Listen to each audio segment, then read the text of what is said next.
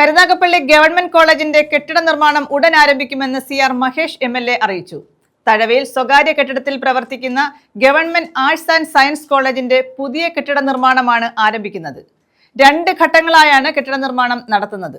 ആദ്യഘട്ടമായി central block കെട്ടിടം 3 നിലകളിലായി നിർമ്മിക്കുന്നതിനാണ് tender ചെയ്ത് തുടർ നടപടികൾ ആരംഭിച്ചിട്ടുള്ളത്. 2 ഘട്ടങ്ങളിലായി 12,393 സ്ക്വയർ ചതുരശ്ര മീറ്റർ അളവിലുള്ള കെട്ടിടമാണ് കോളേജിനായി നിർമ്മിക്കുന്നത്.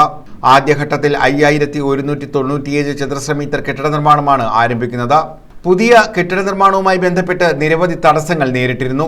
കരുനാഗപ്പള്ളി IHRD എഞ്ചിനീയറിംഗ് കോളേജിൽ നിന്നും അനുവദിച്ച വസ്തുവിലാണ് പുതുതായി കോളേജിന്റെ കെട്ടിട നിർമ്മാണം നടത്തുന്നത്. അഗ്നിരക്ഷാ വാഹനങ്ങൾക്കുൾപ്പെടെ അവശ്യ സമയത്ത് പ്രവേശിക്കേണ്ടതിനാൽ IHRDയുടെ പ്രത്യേക അനുവാദം ലഭ്യമാക്കി. ഇതിനായി MLAയുടെ ആവശ്യപ്രകാരം ഉന്നത വിദ്യാഭ്യാസ വകുപ്പ് മന്ത്രിയുടെ സാന്നിധ്യത്തിൽ യോഗം ചേർന്ന് അനുവാദം ലഭ്യമാക്കുകയായിരുന്നു.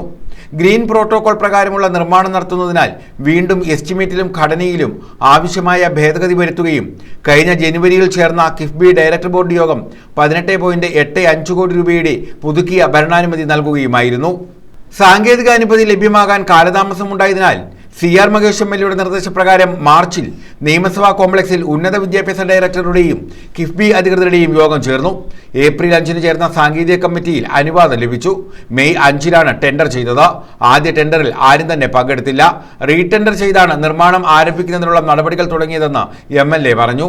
പള്ളിയിലെ വിദ്യാർത്ഥികളുടെ ഏറെക്കാലത്തെ ആവശ്യമായിരുന്നു, ആഗ്രഹമായിരുന്നു തഴവ ഗവൺമെൻറ് കോളേജ്. ആദ്യം ബുദ്ധിമുട്ടിയത് സ്ഥലലഭ്യതയ്ക്ക് വേണ്ടിയിട്ടാണ്. വർഷങ്ങളോളം ആ സ്ഥലലഭ്യതയ്ക്ക് വേണ്ടി എല്ലായിടത്തും നോക്കി. അവസാനം IHRD എഞ്ചിനീയറിംഗ് കോളേജിൽ ഗവൺമെൻറ് കോളേജിന് വേണ്ടി 5 ഏക്കർ സ്ഥലം ഉന്നത വിദ്യാഭ്യാസ വകുപ്പ് തന്നെ വിട്ടുതന്നു. കെട്ടിടം പണിയുന്നതിനുള്ള ഫണ്ടായി. പക്ഷെ പലപ്പോഴും ഈ സാങ്കേതിക കുരുക്കിൽപ്പെട്ട് നട്ടം തിരികെയായിരുന്നു. ഇപ്പോഴതിൻ്റെ എല്ലാ കുരുക്കുകളും അഴിച്ച് ഇപ്പോൾ കഴിഞ്ഞ ദിവസം കിഫ്ബിയുടെ ഉദ്യോഗസ്ഥർ വന്ന് സന്ദർശനം നടത്തി.